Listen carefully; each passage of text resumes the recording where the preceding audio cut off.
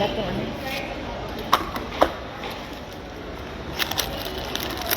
Kain tayo.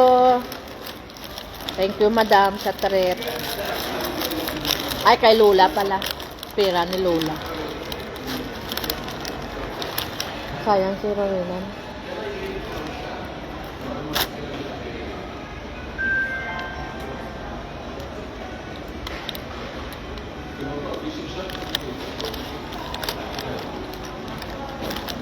Kaya pala gusto ni Aston to, masarap pala. Masarap na. Kung ano? Yung price na harap mo.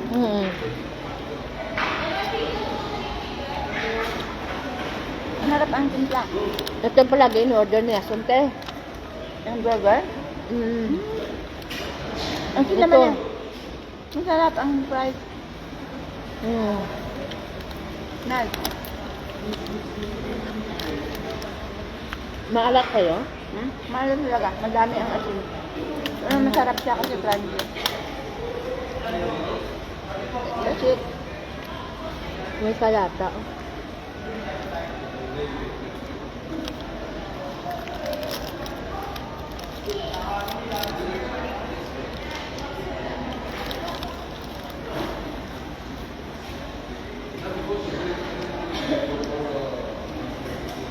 Gusto kapag siya kung dinala mo dito, takbo doon, takbo.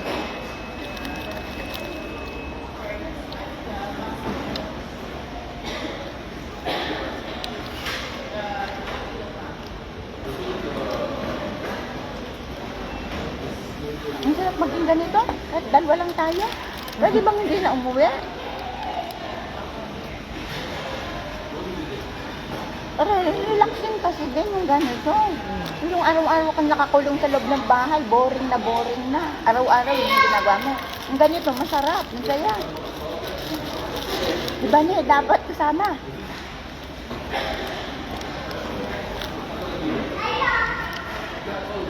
Baneng, halik ka dito. Yung treat kami ni nanay. Kain tayo, sarap.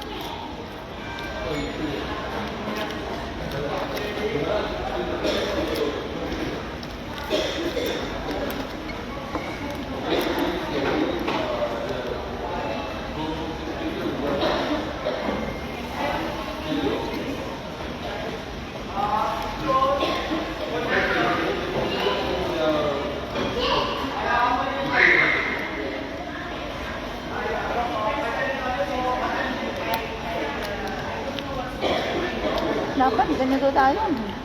Kasi kahit na once a month lang yan.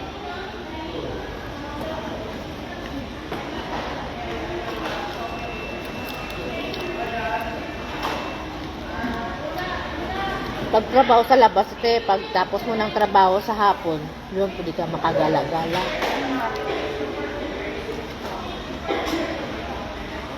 Pwede ba siyang makapag-apply ng ganyan trabaho sa labas? Bata pa. Oo. Yun ang sabi ko sa kanya. Huwag ka na mag-DS, mag-apply ka na lang ng ano. Bata ka pa, marami ka pang mararating. Hindi na ako pwede. Ako din. Over-age na. Yung mga 20 plus yan. Sino to nanood sa akin? Kain!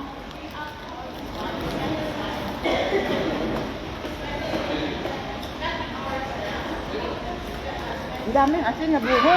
Oo nga. Ang ganda nila ng asin. Ano yan ko, oh? Ito, ano ito? Masarap din. Ano ito? Ketchup mayonnaise lang, may paminta.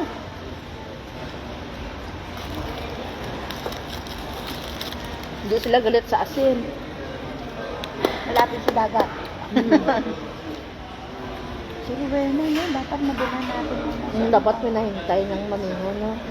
Hindi ko naisip eh. Ako din. Kawawa naman, walang pagkain. Pera pa naman ng lola to.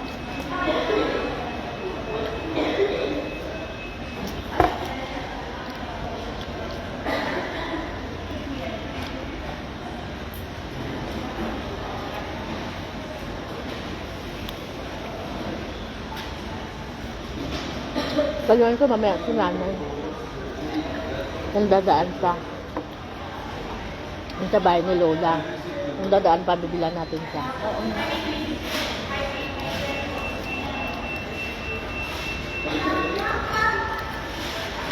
Ano pag nagagalit ka naman pala, kita mo, ano yung kanya?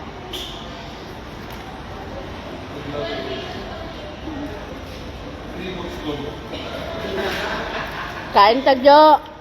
Salit ng amo namin, no. Di off mo, te. Magsimba lang.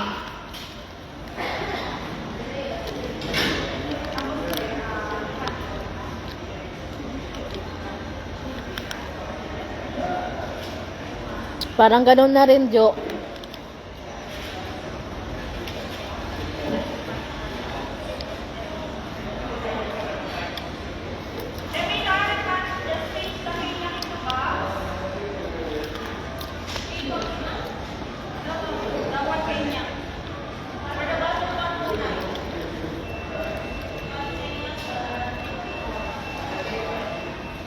Tama na ng pag-uwi ko. Mag-sangyup tayo ulit.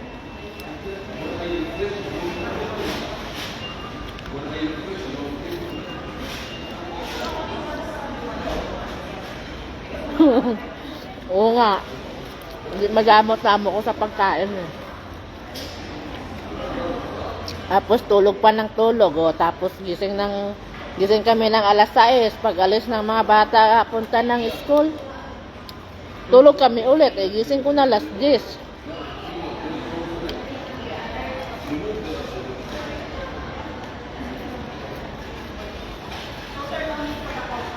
Ito lang maganda kay nanay ko. Matulog ka okay lang sa kanya. Oo nga, kasi ako sinasabi, sabi nila Diana, Minnie, why you not sleep? Sabi ko, kasi pag natulog ako, hindi na ako makatulog sa gabi. Paglason natin, meron, sleep Minnie. Mga kasama mo sa bahay yan, ate. Oo, kasama ko yan. Yan yung kapalit ni Jonalyn.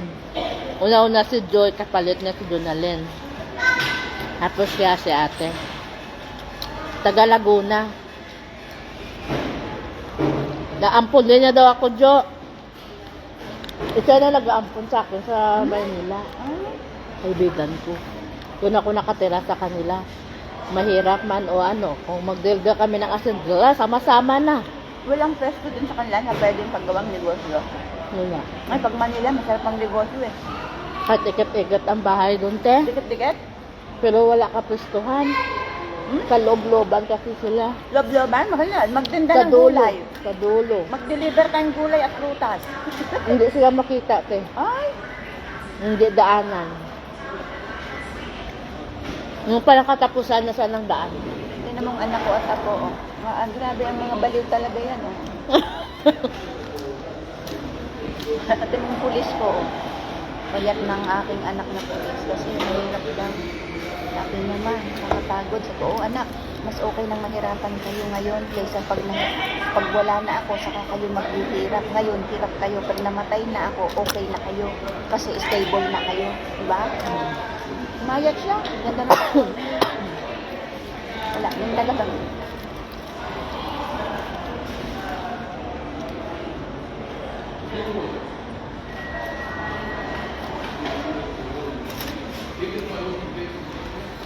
Hindi nga mababait ang mga anak mo. Hindi sila, inarol ko sila, tinuruan ko sila. Sabi ko, huwag kumuha ng hindi inyo kasi laging may karna. Kung lahat ng ginawa nyo, puro kabutihan, ang balik nyo, mabuti rin sa inyo. Kasi, pati pera, tawag siya, nag-withdraw yung pulis ko. Sabi naman, sila nang tapagin ko. Sabi ko sa ate mo, wala si ate. Sabi ko, kunin mo yung passbook mo, mag-withdraw ka, mamili ka din, mag-grocery. Pakita niyang resibo. Nag-withdraw siya. Kung ano lang yung sinabi mo, yun lang. Hindi niya, wala kasi yung ate niya. Ay, yung ate, nakatago rin ng pera. Sabi ko, namili ka. Namili siya. Sir, pinakita niya yung grocery niya. Almost 4,000, isang kahon. Sabi ko, yan lang yon. Sabi, ay, ayan ang resibo, oh. Hindi sila maalam kukuhan ng kahit halagang 100, sir. Wala, hindi sila. So, yan nga ang swerte ko, yung mga anak ko. Bigay ng ibang anak na, ay, nasa akin yung pera. Gastusin na, gastusin. Ay, akala ko. Oo, mga bata ganun. Nasa abroad Oo, na. Jo, yung kasama ko. Dalawa lang kami.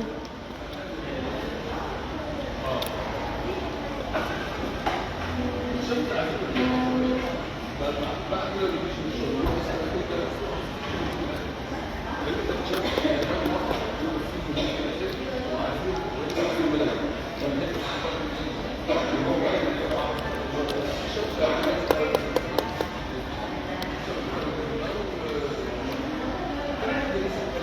kawawa si si Rowena. Pag di natin naalala na padala ng pagkain. Makakaya kay Lola. Tawagan namin. Bakit kaya na magdilhin sa din sa loob ng bahay. At saka si Rawinta, hindi ba kain yan? Parang ako din pala. Kung nandun ako,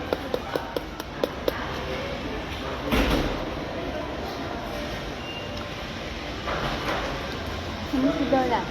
Pag may dalang prutas din, ang kamasal, ang dami lang dalang prutas. Doon na ilagay sa plato niya.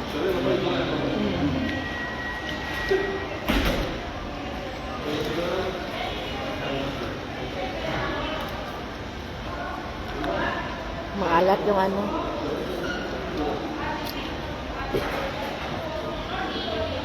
Ang tagal na natin. Labas tayo na doon. Ba't upo ba? Maya pa yung hinintay namin yung misa ng ano do, ng Tagalog. 5:30 pa yun.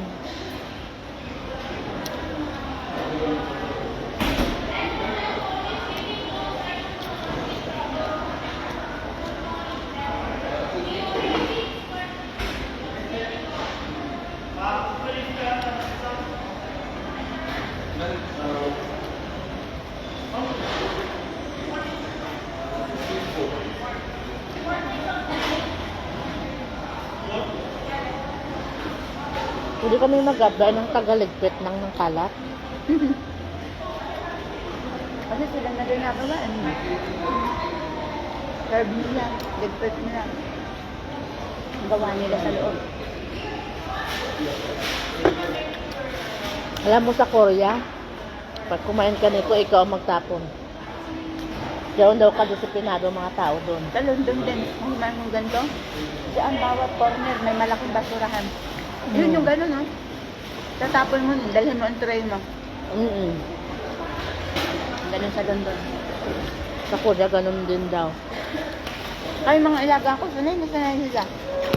Pagkakain nila, bit-bit ang tray nila. Lagon. Ay, pag nasa Saudi na sila, di ba sa Saudi, nagkakain. Hindi na rin nila iwanan. Bit-bit nila yung mga lamesa.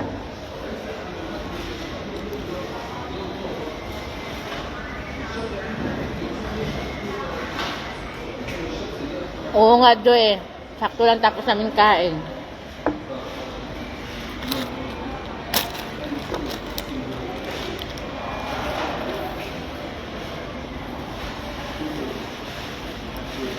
Pumasok kayong amo ko kanina doon sa simbahan. Tinignan niya, ang itsura. Pumasok siya doon. Kasi kanina, parang Sri Lanka yata yun ng misa. Sri Lanka or Kenya, ganun.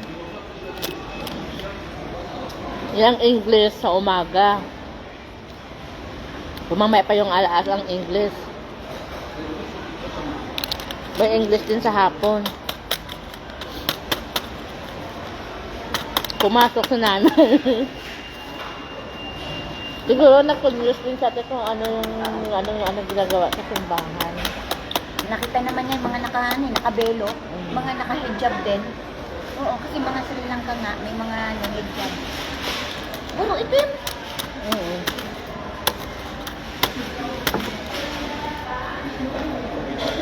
Yung babae, oo, pumasok siya. Kasi titingnan niya kung ano siguro yung laman sa loob. Kasi di ba sa kanila walang upuan.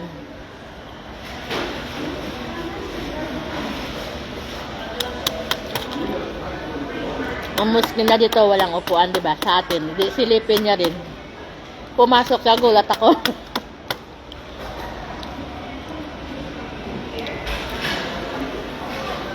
Pupunta kasi si nanay sa London, kaya iyan, parang pumapasok siya sa mga Christian na simbahan. May ano doon? May masjid doon? Sa Church Street. May simbahan ng Muslim doon.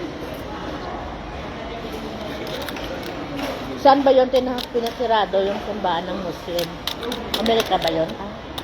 Hindi pa na. Kasi ang mga Amerika may Hindi, respeto yan sila Hindi, basta mayroon din na pinasirado yung simbahan kasi nagrereklamo yung mga kalapit doon na maingay daw. Diyan mo naman yung magtutunog yung nila kampana.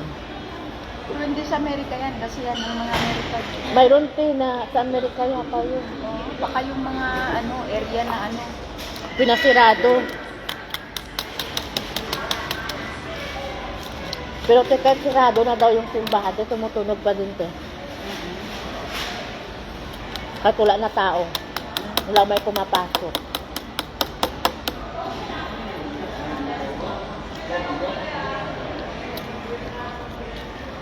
Mega love shout out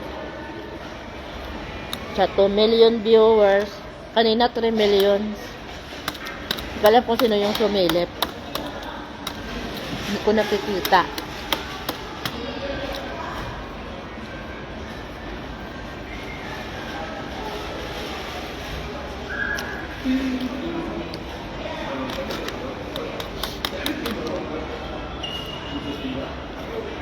Hindi ko naman kumain te. Pasawsaw nga, maalat kasi.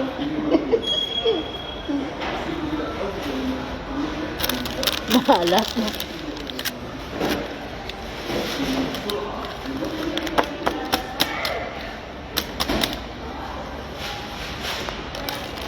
Itapon na natin tapos ilagay doon. Wala, dyan lang doon.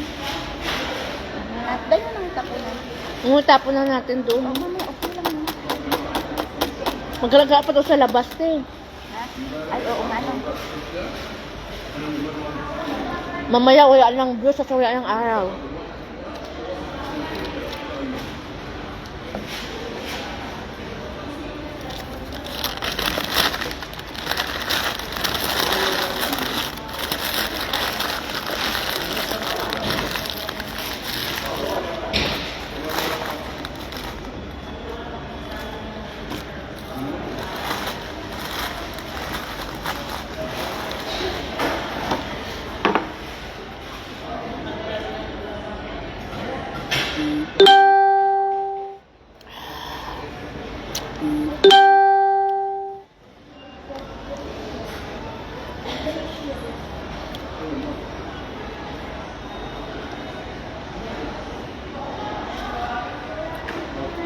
Hindi ka na.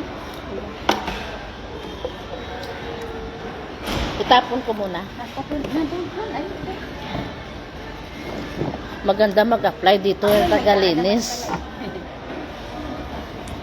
Kasi sila na mag-serve, sila pang kukuha. Pero may laman pa itong sa akin. Ito na nga po ibigay itong tray doon. Haman dyan, oh. Yan ang palagi in-order ng alaga ko.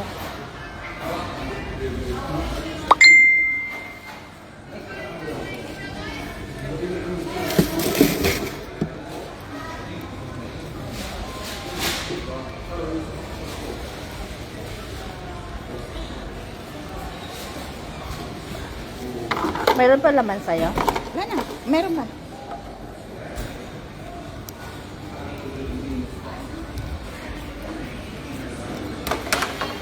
Welcome.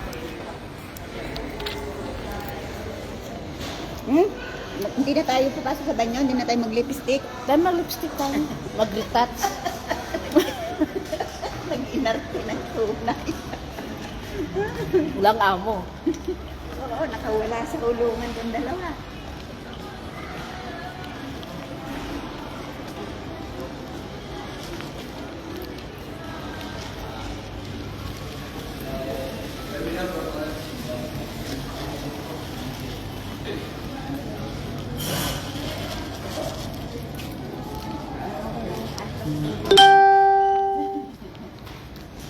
Bye-bye. See you. Naku, dala natin yung Patayin ko na muna yung live.